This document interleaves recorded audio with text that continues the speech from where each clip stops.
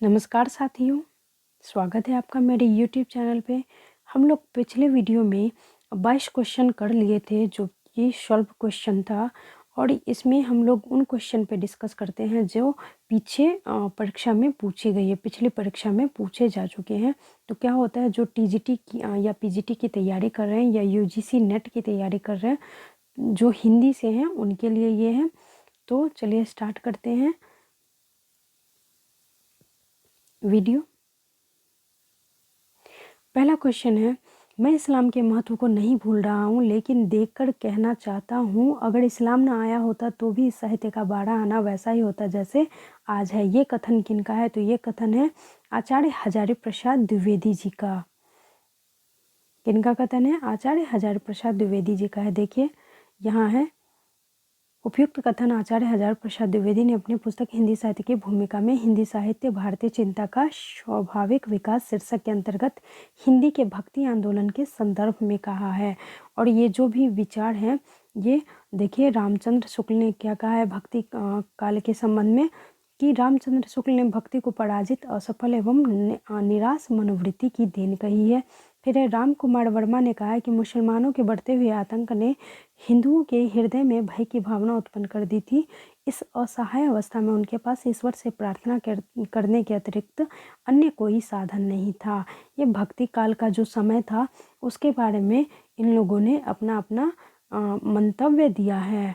अगला क्वेश्चन है, रीतिकाल को सर्वप्रथम श्रृंगार काल के नाम से किसने बुलाया? तो रीतिकाल को सर्वप्रथम श्रृंगार काल के नाम से बुलाया था आचार्य विश्वनाथ प्रसाद मिश्र ने। ठीक है, देखिए यहाँ पे ये याद रखिएगा, ऐसे क्वेश्चन बहुत बार रिपीट होते हैं। देखिए जॉर्ज ग्रियर्सन ने जो रीतिकाल को है रीति काव्य कहा, काव्य काल कहा। फिर मिश्र बंधु ने अलंकृत काल कहा, आचार्य रामचंद्र शुक्ल ने रीतिकाल कहा है और रामचंद्र शुक्ल रसाल ने कला काल कहा है और विश्वनाथ प्रसाद मिश्र ने श्रृंगार काल कहा है। बढ़ते हैं अगले क्वेश्चन की ओर। अगला क्वेश्चन इधर है हम लोगों का,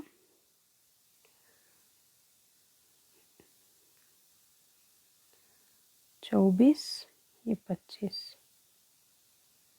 अच्छा एक सेकंड, देखिए इस क्वेश्चन में क्या है, रीतिकाल को सर्वप्रथम श्रृंगार काल किसने कहा है? तो रीतिकाल को सर्वप्रथम विश्वनाथ प्रसाद मिश्र ने दिया है ना। लेकिन यहाँ पे देखिए कुछ आयोग ने कुछ क्या कहा है, देखिए क्या कहते हैं। इस प्रश्न का उत्तर विश्वनाथ प्रसाद मिश्र को माना गया है, परंतु आचार्य रामचंद्र शुक्ल ने 1929 ईस्वी में लिखे गए इतिहास ग्रंथ हिंदी साहित्य के इतिहास में भी ये भी कहा है कि इस रीतिकाल को यदि कोई श्रृंगार काल कहना चाहे तो कह सकता है, यानी कि वो आंसर आपका सही है। विश्वनाथ प्रसाद मिश्र ने कहा है रीतिकाल को श्रृंगार काल। गारसा दत्तासी के इतिहास ग्रंथ इस्तवाड़ द ला लित्वेत्तर एंदुई हिंदुस्तानी का दूसरी संस्करण कब प्रकाशित हुआ था? तो ये प्रकाशित हुआ था दोस्तों 1871 में। जिनका ग्रेजुएशन में हिंदी था या पीजी में हिंदी था, अगर इन्होंने ध्यान से पढ़ा होगा तो ये सारी चीज़ें उन लोगों को पता होंगी। अगला है, देखिए इसको व्याख्या चाहते हैं तो पढ़ लीजिएगा। देखिए पढ़ ही लेते हैं। गारसा दत्तासी का इतिहास ग्रंथ इस्तवाड़ द लित्वेत्तर एंदुई हिंदुस्तानी का दूसरा संस्करण 1871 में आया था। इसका प्रकाशन दो भागों में आया था। एक आया था 1839 से 1847 ईस्वी में आया था और इसमें क्या थे 738 कवि का उल्लेखनीय दिया गया है और बस 72 जो थे हिंदी के थे और बाद बाकी जो भी थे वो उर्दू के थे। हिंदी साहित्य का इतिहास लेखन का सबसे पहला प्रयास गारसा दत्तासी ने ही किया है। गारसा दत्तासी ने अपनी पुस्तक की रचना फ्रेंच भाषा में की है, याद रखिएगा। और इनकी जो पुस्तक थी मतलब गारसा दत्तासी की इस्तवाड़ ए लित्वेत्तर ए हिंदुस्तानी जो भी थी, तो उसका जो ये इन्होंने क्या किया है, अनुवाद किया है और हिंदुई साहित्य इतिहास के नाम से किया है। हिंदू साहित्य का इतिहास, हिंदुई साहित्य का इतिहास के नाम से किया है। किसने? डॉक्टर लक्ष्मी सागर वर्सेन्य ने। यानी कि गारसा दत्तासी की जो पुस्तक है, क्या पुस्तक है नाम देखिए, इसका बहुत लंबा नाम है, इस्तवार द ला लित्वित्तर हिंदुई हिंदुस्तानी, इसका अनुवाद हिंदी में इन्होंने किया है। किसने? लक्ष्मी सागर वर्षेण्य ने। ठीक है, और उनकी पुस्तक का नाम हिंदुई साहित्य का इतिहास, जो कि 1952 ईस्वी में प्रकाशित हुआ था। फिर है रामचंद्र शुक्ल का हिंदी साहित्य का इतिहास पहले किस ग्रंथ की भूमिका थी? तो याद रखिएगा ये थी हिंदी शब्द सागर की। किसकी थी? हिंदी शब्द सागर की थी। देखिए यहाँ पे यूपी टीजीटी में पूछा गया, जीआईसी प्रवक्ता परीक्षण में भी पूछा गया, यानी कि अगर आप केवीएस की परीक्षा देने जा रहे हैं तो ये आपके लिए बहुत ही रामबाण वीडियो साबित हो सकता है, क्योंकि वहाँ पे वो सभी चीज़ें पूछी जाती हैं। अब ये नहीं कि केवीएस का ही आप प्रीवियस ईयर देख के जाइएगा, नहीं, आपको बहुत सारी चीज़ों का देख के जाना है और साथ में एनसीईआरटी की बुक भी पढ़नी है।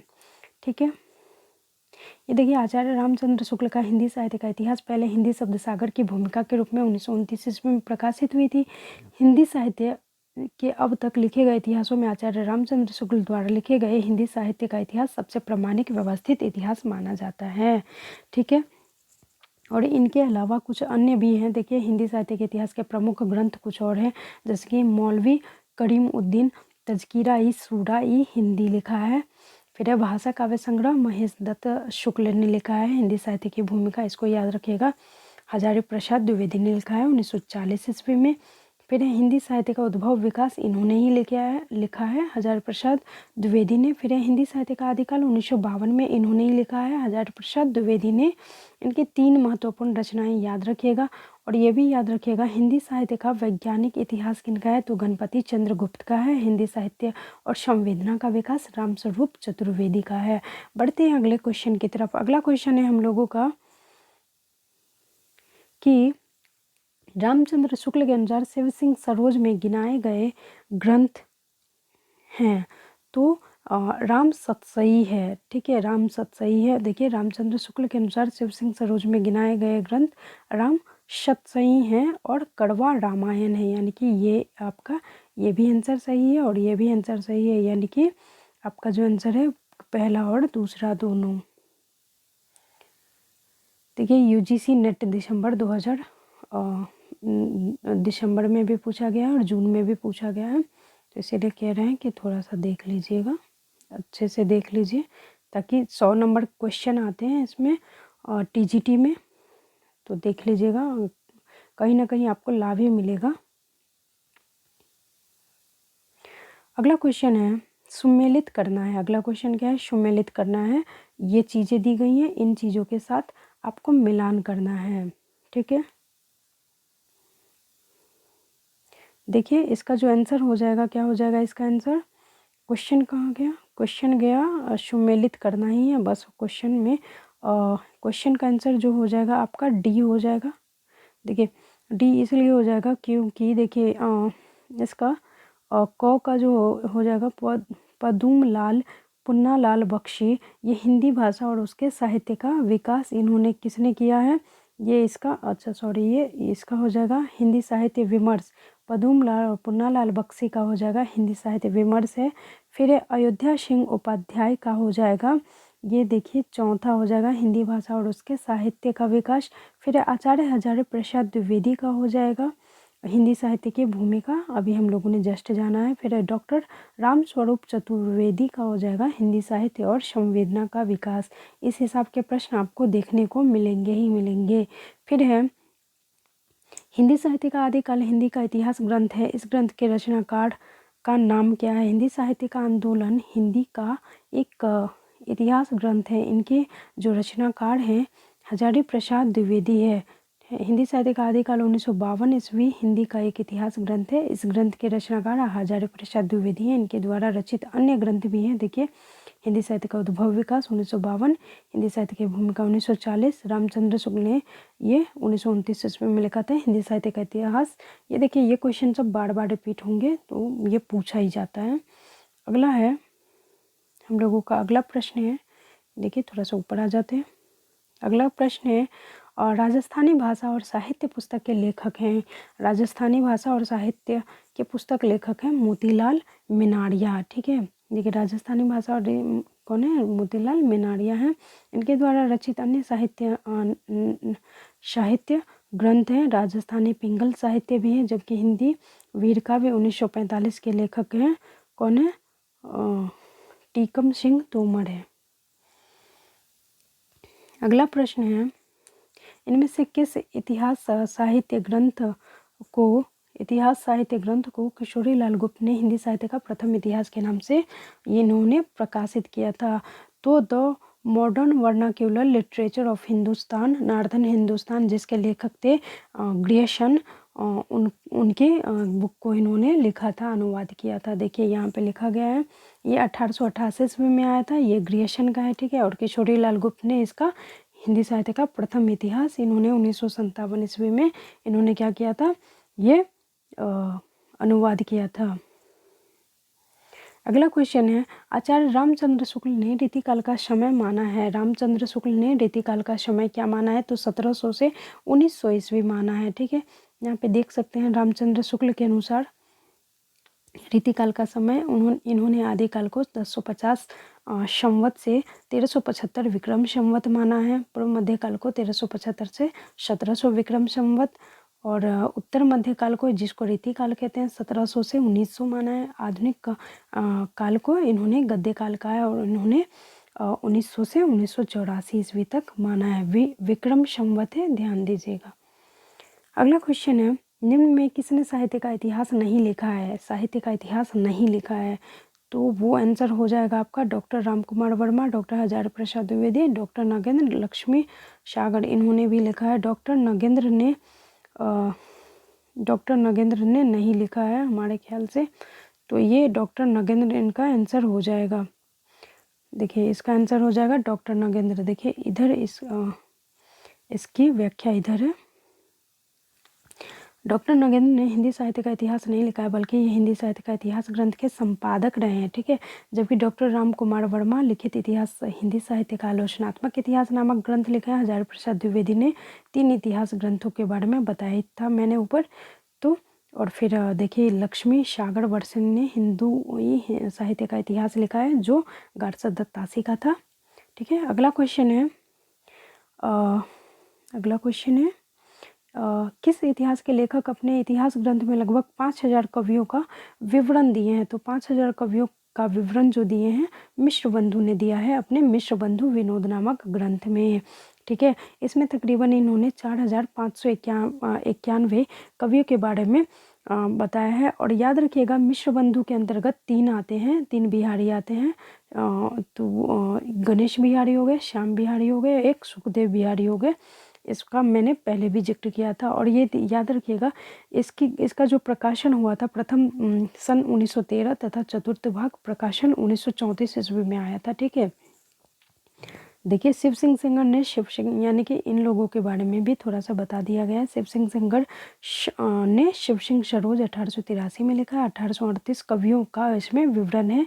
ग्रेसन ने अपने इतिहास में 952 कवियों का जिक्र किया है, जबकि रामचंद्र शुक्ल ने 1000 कवियों का जिक्र किया है, ठीक है। अगला क्वेश्चन है, आचार्य रामचंद्र शुक्ल के इतिहास ग्रंथ में कालों के नामकरण के आधार पर आधार क्या है? कालों के नामकरण का आधार क्या है? तो उनका है युग प्रवृत्ति, यानी कि इन्होंने जैसा युग का प्रवृत्ति देखा है उसी हिसाब से इन्होंने नाम रख दिया है, ठीक है।